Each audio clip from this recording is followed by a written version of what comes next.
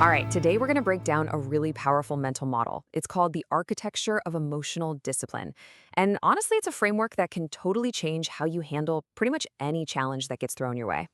Okay, so let's just start with a universal truth, something that happens to every single one of us, every single day without fail. Something is going to go wrong. It just is. It could be something logistical. Maybe you're on a job site, you're all ready to go, and the one critical part you need for the day, yeah, it's not there. Or maybe it's a people problem, a key customer calls, and they are just not happy.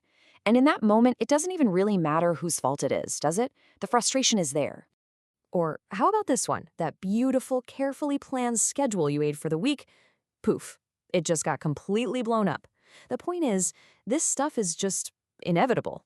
But here's the thing, the event itself isn't the real issue. The real issue is what happens in your head right after. Because in that split second, you have this fundamental choice to make. Are you going to keep your power, or are you just going to give it away?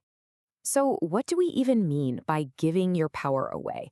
Well, it's that exact moment you let something totally outside of your control, a delayed part, someone else's mood, hijack your own emotional state.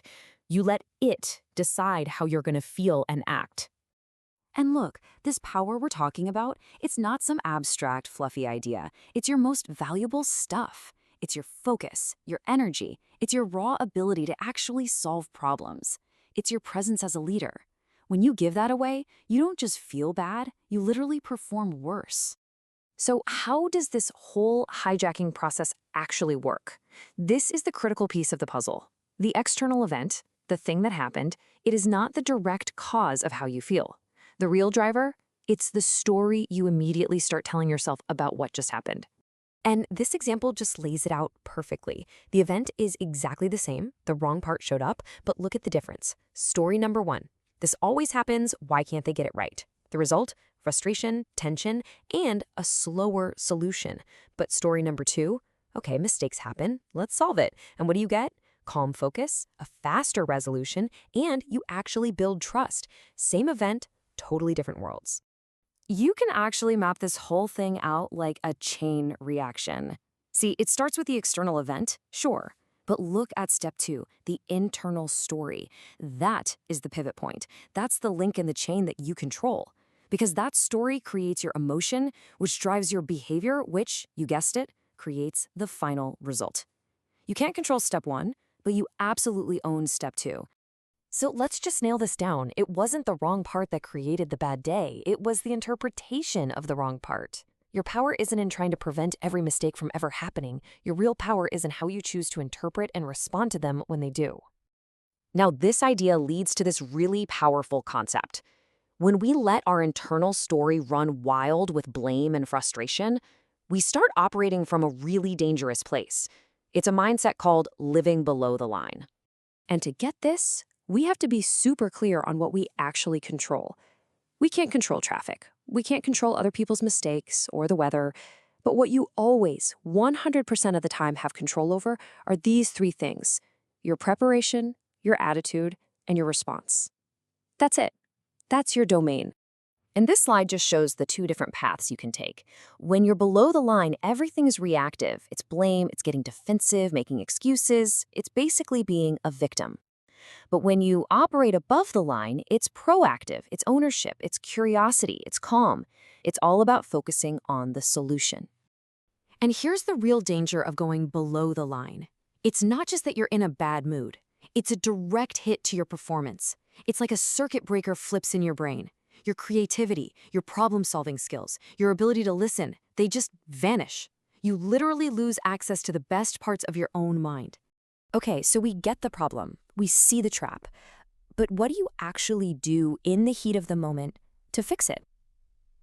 Let's walk through a super simple, totally actionable process you can use to grab that power back the second you feel it slipping away. It's a 4-step reset. It's so simple. Step one, just notice it. That's it. Just say to yourself, I'm getting really frustrated right now. Step two, separate the fact from the story. The fact is, the part is wrong. The story is, this is a disaster and now my whole week is ruined. See the difference? Step three, identify control. Ask yourself, okay, what do I actually control right here, right now? And finally, step four, act. Do one small constructive thing immediately. Make one phone call. Sketch one new idea. Just break the cycle. I love this way of thinking about it. When you let someone else's mistake or a random event dictate your mood, you're literally handing that person the remote control to your own brain. And think about what the buttons on that remote are. It's not the volume or the channel changer. No, the buttons are your attitude, your energy, your focus, and your performance. You're letting something else decide how you operate. The best performers, the best leaders, they never, ever hand over the remote. And at the end of the day, this isn't just about feeling a little bit better. Mastering this internal skill is a massive competitive advantage. It's what separates the good managers from the truly great leaders, especially when everything is hitting the fan. So you've got to ask yourself this question. I mean, anybody can look good when things are easy, right? But your real character, your real leadership, that only shows up when there's pressure. In those moments, do you get smaller and more reactive, or do you get calmer and more focused? So the goal here is not to create some perfect, problem-free life. That's a total fantasy. The real advantage, the real superpower, is building the emotional discipline to be at your absolute best precisely when the world is at its most messy and imperfect. So just remember this. The world is not going to adjust itself to protect your feelings. It's just not. But you have the complete ability to train your own mind, to stop giving your power away, to hold on to your own remote, and to choose consciously how you respond. And that is the very heart of leadership.